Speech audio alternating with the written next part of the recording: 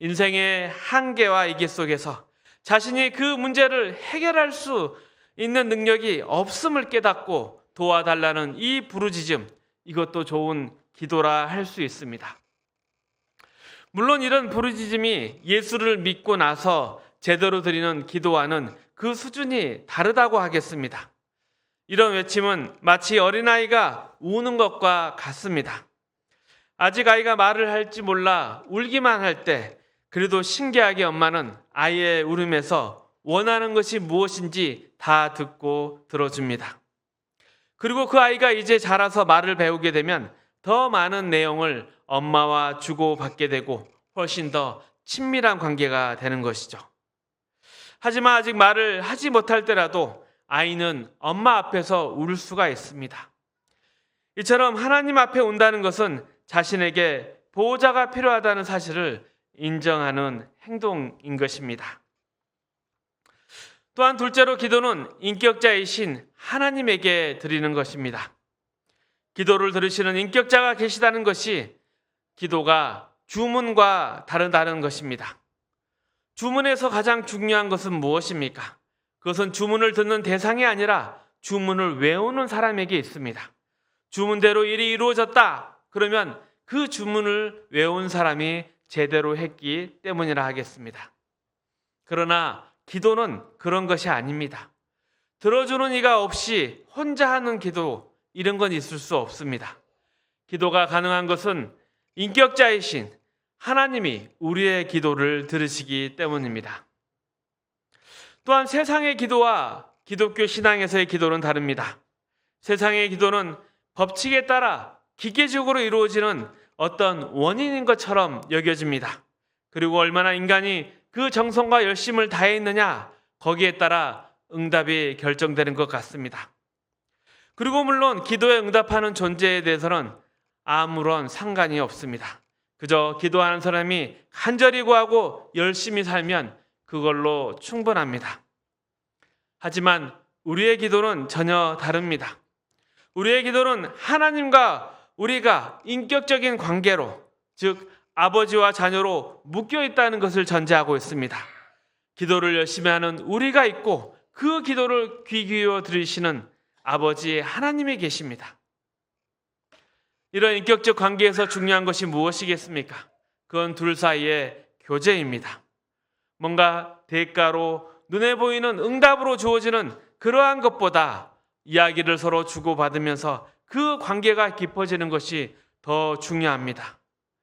친밀함, 즐거움, 이런 것은 이런 관계 가운데 누려지는 것입니다. 여러분, 대화를 해보면 어떤 사람과 이야기를 나누는 게 가장 좋습니까? 내 이야기 잘 들어주고 또 그 이야기에 잘 반응해 주는 사람이 제일 좋습니다. 하나님이 바로 그런 분이십니다. 그러니 기도에서도 하나님 앞에 어떤 소원이 꼭 이루어지는 것, 그렇게 중요한 일이 아니라고 할 수 있습니다. 내 소원이 이루어지는 것보다 내 모습 그대로 받아주시는 분이 있다는 사실이 더 중요하기 때문입니다. 그러니 기도는 그냥 자신의 사정을 있는 그대로 다 이야기하는 것만으로도 충분하다 하겠습니다. 때로 기도는 무작정 달려와서 내뱉는 호소나 힘들어 외치는 절규일 수도 있고, 또 때로는 자기의 변명일 수도 있습니다. 하지만 우리의 기도를 들으시는 분이 인격자라는 사실을 잊지 않는다면 말이 안 된다 하더라도 그리 큰 잘못은 아니라 하겠습니다. 하나님은 원칙만 내세우는 분이 아니라 깊은 공감과 이해로 우리를 대하시는 인격자이기 때문입니다. 또한 셋째로 기도는 우리의 정체성을 확인시켜 줍니다. 기도를 하면서 과연 내가 누구인지 우리는 확인하게 됩니다. 우리의 필요를 채우시고 또 우리가 할 수 없는 일을 해주시는 분이 우리에게 기도를 주셨습니다. 이런 사실에서 우리가 어떤 존재인지 또 그분 앞에 내가 어떤 지위를 누리고 있는지 알게 됩니다. 하나님은 우리를 조종하거나 강제로 힘으로 굴복시키는 분이 아닙니다. 또한 우리가 간절히 호소하면 마지못해 응답하시는 그러한 째째한 분도 아닙니다. 하나님은 우리를 교제의 상대로, 믿음과 사랑을 나누는 상대로 삼기에 기뻐하시는 분입니다. 이에 반하여 기도에 관한 성도들의 가장 큰 관심은 무엇이겠습니까? 어떻게 해야 기도 응답을 받을 수 있을까 하는 점입니다. 그런데 과연 하나님에게도 이것이 중요할까요? 기도를 단지 소원 성취의 수단으로만 이해한다면 우리는 이 기도에 담긴 진정한 의미를 놓치게 되는 것입니다. 우리의 기도는 응답받을 때도 있고 그렇지 못할 때도 있습니다. 그런데 이러한 응답과 상관없이 기도를 통해 이루어지는 더 중요한 것은 하나님이 어떤 분이신가, 그리고 그 하나님 앞에 내 자신은 어떤 자인가 깨닫는 것이죠. 하나님이 얼마나 위대하고 영광 가운데 계시고 우리의 이해와 생각을 뛰어넘어 계시는가, 그리고 그분이 얼마나 나를 사랑하시는가. 지나가 보면 기도할 수밖에 없었던 그 당시의 절박함, 그리고 그 위기. 그런데 더 중요한 것은 삶의 더 깊은 문제를 내가 파악하지 못해서 그 기도와 상황이 벌어진 것 아닌가, 이렇게 깨달을 때가 많습니다. 특히 기도가 우리의 뜻대로 응답되지 않을 때 그것을 더 분명히 깨닫는 경우가 많습니다. 하나님은 응답받지 못한 기도를 통해서 우리가 해결하고 싶은 문제의 답이 우리가 기대하는 답과 다르다는 것을 깨닫게 하십니다. 그래야 해서 우리가 더 깊은 인생의 질문 가운데 우리의 존재, 세계, 그리고 그 모든 것을 움직이시는 하나님, 그리고 심판하시는 하나님, 이러한 것들에 대한 생각으로 이끌어 주십니다. 그래야 해서 그러고 보면 우리에게 있어 이 응답받지 못한 기도는 응답받는 기도보다 더 높고 더 깊은 차원의 일을 이루어내는 것일지도 모릅니다. 하나님 우리를 기도할 수 있는 자리로 부르시고 우리의 기도를 귀하게 여기시면서도 때때로 기도에 침묵하신 이유가 여기에 있습니다. 앞에 닥친 문제가 해결되지 않아서 이제 인생이 다 끝나버린 것 아닌가. 그런데도 하나님은 계속 침묵하실 때가 있습니다. 그런데 이 침묵 덕분에 우리는 정말 끝났구나 하는 탄식의 자리를 지나가게 됩니다. 그리고 계속 살아가는 놀라운 경험을 하게 되는 것이죠. 이 절망의 자리를 거쳐 내가 끝이라고 생각하는 것이 진짜 끝이 아니라는 것을 깨닫게 됩니다. 그리고 마침내 놀라운 하나님의 반전을 경험하게 됩니다. 그래서 기도가 응답받지 못한 경우에도 하나님의 답은 침묵으로 끝이 나는 것이 아닙니다. 우리는 이 침묵의 궁극적 의미를 주의 깊게 살펴봐야 합니다. 이사야가 소명을 받던 일을 그 예로 생각해 보면 이렇습니다. 하나님이 우리를 위하여 누가 갈고 하시자 이사야가 제가 가겠습니다 라고 대답을 합니다. 그러자 하나님은 백성들에게 이렇게 전하라 하십니다. 너희가 듣기는 들어도 깨닫지 못할 것이요 보기는 보아도 알지 못하리라. 선지자가 외쳐도 전한 내용을 알아듣는 이들이 없을 거라 하십니다. 참 이상하고 어찌 보면 쓸데없어 보입니다.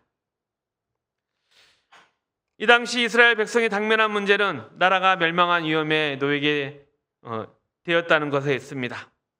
하나님이 선지자까지 보내셨다면 그들은 이 위험 가운데 어떤 확실한 응답, 예를 들어서 나라가 망하지 않을 것이다, 이런 안전보장 같은 것을 기대했을 것입니다. 하지만 하나님은 그들로서는 알 수 없는 말씀을 선지자를 통해서 전하십니다. 그리고 결국 그들의 소원대로 이루어진 것은 하나도 없었습니다. 북이스라엘은 아수르의 멸망을 당했고 남유다는 바벨론의 멸망을 당하고 맙니다. 하나님, 우리가 정말 하나님이 택하신 민족이 맞습니까? 이렇게 물어볼 수밖에 없는 자리까지 내몰려 갑니다. 이사야서 6장 11절에서 13절까지 말씀입니다. 내가 이르되 주여 어느 때까지이까 하였더니 주께서 대답하시되 성읍들은 황폐하여 주민이 없으며 가옥들에는 사람이 없고 이 토지는 황폐하게 되며 여호와께서 사람들을 멀리 옮기셔서 이 땅 가운데 황폐한 곳이 많을 때까지니라. 그 중에 10분의 1이 아직 남아있을지라도 이것도 황폐하고 될 것이나 밤나무와 상수리 나무가 뱀을 당하여도 그 그루터기는 남아있는 것 같이 거룩한 씨가 이 땅의 그루터기니라 하시더라. 하지만 하나님께서는 그들을 완전히 망하게 하시지는 않았습니다. 오히려 그들이 예상하지 못한 방법으로 그들을 지켜내시고 하나님의 백성이라는 정체성을 유지하게 하십니다. 그리고 긴 고통의 시간이 지나자 마침내 예수님을 이 땅에 보내십니다. 그렇게 인류에게 진정한 해답의 길을 열어주셨습니다. 이런 맥락에서 아합 왕의 폭정과 우상 숭배 속에서 엘리야가 참아야 했던 그 긴 시간의 의미도 이해할 수 있습니다. 엘리야도 기도를 통해서 하나님의 하시는 일을 깨닫게 됩니다. 살기등등한 이세벨의 유입에 쫓겨 호렙산에 와 있는 엘리야에게 하나님은 물으십니다. 내가 어찌하여 여기 있느냐? 엘리야의 대답은 항해에 가깝습니다. 내가 만군의 하나님 여호와께 열심히 유별하오니 이는 이스라엘 자손이 주의 언약을 버리고 주의 제단을 헐며 칼로 주의 선지자들을 죽였으며 오직 나만 남았거늘 그들이 내 생명을 찾아 빼앗으려 하나이다. 갈멜산에서 엘리야가 대성을 거두었지만 여전히 권력은 아합과 이세벨에게 그대로 있었습니다. 갈멜산에서 인상적인 승리를 거둔 선지자가 오히려 생명의 위협을 받아 이 먼 곳까지 도망하게 되었습니다. 이런 처지에 놓인 선지자가 하나님에게 항변하고 있는 것입니다. 하나님, 도대체 이건 무슨 일입니까? 도대체 저는 무엇을 해야 한단 말입니까? 하나님의 답이 이어집니다. 여호와께서 그에게 이르시되 너는 내 길을 돌이켜 광야를 통하여 다메섹에 가서 이르거늘 하사엘에게 기름을 부어 아람의 왕이 되게 하고 너는 또 님시 아들 예후에게 기름을 부어 이스라엘의 왕이 되게 하고 또 아벨 모올라 사바스 아들 엘리사에게 기름을 부어 너를 대신하여 선지자가 되게 하라. 하사엘의 칼을 피하는 자를 예후가 죽일 것이며 예후의 칼을 피하는 자가 엘리사가 죽이리라. 그리고 내가 이스라엘 가운데 7,000명을 남기리니 다 바알에게 무릎 꿇지 아니하고 다 바알에게 입맞추지 아니한 자니라. 하나님은 하사엘과 예후를 세워서 악한 자들의 계보를 잇게 하라 하십니다. 또한 엘리야의 후임으로 엘리사를 세우라고 하십니다. 하나님은 이 역사를 계속 이어가겠다 말하십니다. 이처럼 응답받지 못한 기도에도 하나님의 신비가 담겨 있습니다. 하나님이 제때 응답하지 않은 것도 아니며 기도를 묵살하는 것도 더더욱 아닙니다. 엘리야가 겪고 있는 고통의 시간이 엘리야가 알고 있는 것보다 훨씬 더 큰 시간, 즉 하나님이 이루어 가시는 광대한 역사의 한 부분에 속해 있다가 그 답이 여기에 담겨 있는 것입니다. 우리가 지금 겪고 있는 시간도 그렇게 하나님의 일이 완성되어 가는 과정의 한 부분을 이루고 있습니다. 물론 이 막막한 현실 때문에 우리는 울 수밖에 없을 것입니다. 하나님이 구체적인 답을 주시지 않기 때문입니다. 그러나 응답받지 못한 기도, 이 기도의 자리에서 우리는 생각해야 됩니다. 엘리야가 겪었던 그 하나님의 부재, 선지자를 보내지만 이스라엘의 백성의 소원에 응답하지 않는 하나님의 침묵, 그리고 공생애 내내 사람들의 오해와 의심 속에서 사역하셨던 그 예수님의 길들을 생각해 보십시오. 기도의 궁극적 응답이 우리 당대의 모든 것이 완전히 해결되는 식으로 늘 주어지지 않았습니다. 눈에 보이는 완결은 인간이 원하는 해결 방식일 뿐입니다.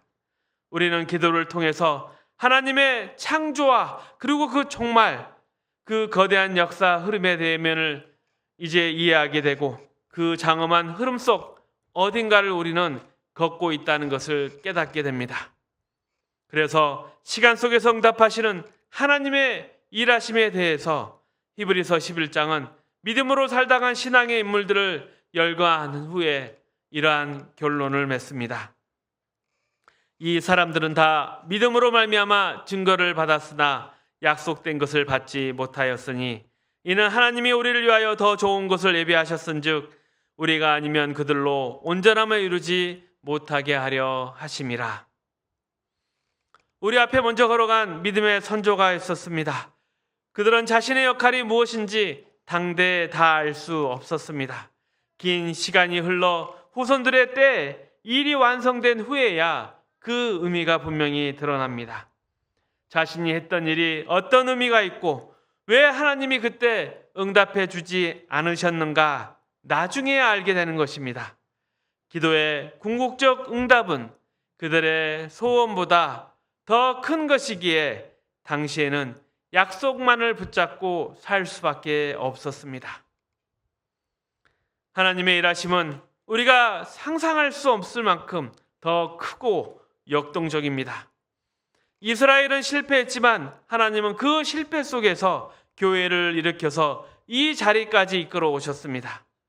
이스라엘의 역사만이 아닙니다. 하나님이 인류의 모든 역사에서 일하셨고 또 그 안에 은혜를 담으셨습니다.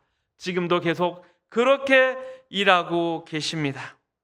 그리고 하나님은 이 일 가운데 들어오라고 우리를 부르셨습니다. 우리의 기도로, 우리의 삶으로 하나님은 은혜의 역사를 함께 만들어 가자고 하십니다. 기도에 담긴 우리의 정체성이 바로 이것입니다. 사랑과 은혜 속에 펼쳐지는 하나님의 역사 덕분에 우리가 여기에 서 있고 또 그 역사를 함께 만들어 가자고 우리를 기도의 자리에 부르셨습니다. 하나님의 자녀를 하나님 나라 만들어가는 일에 동역자로 부르셨습니다. 당장 기도의 응답이 없고 또 온갖 불행과 억울한 일을 당하고 또 나를 반대하는 자 가운데 힘들고 어렵게 산다 할지라도 이런 형편이 우리에게는 전혀 손해가 되지 않습니다. 그 어떤 것도 하나님의 일하심에 방해가 되지 않습니다. 왜냐하면 하나님은 모든 것에 합력하여 선을 이루시는 분이시기 때문입니다. 그래서 아무 답이 보이지 않더라도 우리에게는 믿음이 있노라, 우리에게는 믿음이 있노라 고백할 수 있어야 합니다. 우리의 생각에 매이지 않고 하나님의 일하심에 따르는 것이 우리의 믿음의 반응이고 책임입니다. 그리고 우리는 이 책임을, 이 반응을 우리의 기도로 표현합니다. 기도는 내가 어떤 답을 정해놓고 하나님 앞에 나아가는 것이 아니라 이해할 수 없는 처지에도 하나님이 주인이신 것을 인정하는 고백입니다. 그리고 몸부림치면서 하나님이 주신 그 삶의 자리를 견디고 사는 것입니다. 눈물과 한숨으로 견디는 것입니다. 그것이 바로 우리의 삶이고 우리의 기도인 것입니다. 힘을 내십시오. 끝까지 믿음으로 승리하십시오.